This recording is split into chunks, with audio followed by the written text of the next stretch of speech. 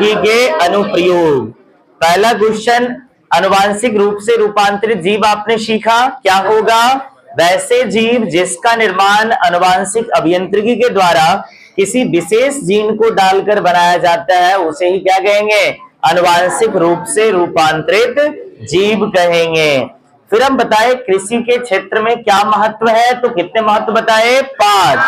बताइए सबसे पहले महत्व में हम आपको क्या बतलाए? सबसे पहला महत्व में अजैविक कारकों से प्रतिरोधी पादप बनाएंगे, जैसे कि सुखाड़ हो गया, ताप हो गया, लवण हो गया, ठंड हो गया, अम्ल हो गया, इस सब से सुरक्षित पादप बनेगा।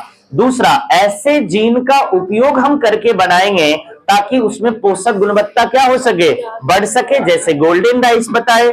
ऐसा जीन डालेंगे जिससे उसके जड़ में पोषक अवशोषण क्षमता मिट्टी से ज्यादा पोषक अवशोषित कर ले।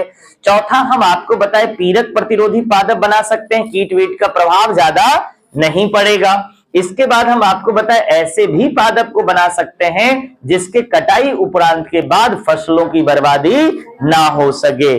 फिर हम एक इंपॉर्टेंट क्वेश्चन बताए जो हर दूसरे साल पूछा जा रहा है, बीटी कपास से आप क्या समझते हैं? तो बच्चे बीटी कपास के लिए हम बताए तो शॉर्ट में क्या था? BT cotton. बीटी का मतलब जीवाणु से है, कौन से जीवाणु?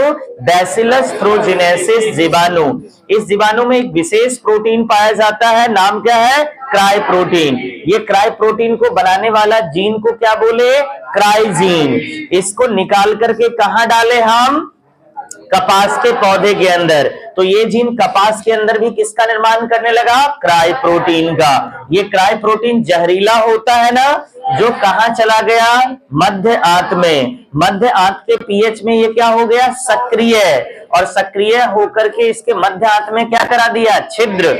और छिद्र कराने के कारण कीट की हो गई, यानी छेदक कृमि की हो गई मृत्यु और फसल हो गया सुरक्षित। इस तरह से बिना किसी जहर का उपयोग करे हमारा फसल क्या रहा? सुरक्षित रह गया। अच्छा बताइए, अगर हम कपास में यूज करेंगे तो किसका यूज करेंगे? क्राई 1AC और क्राई 2AB। और मक्के के लिए क्राई 1AB। चलिए मिलते हैं अगले क्लास में। अगला क्लास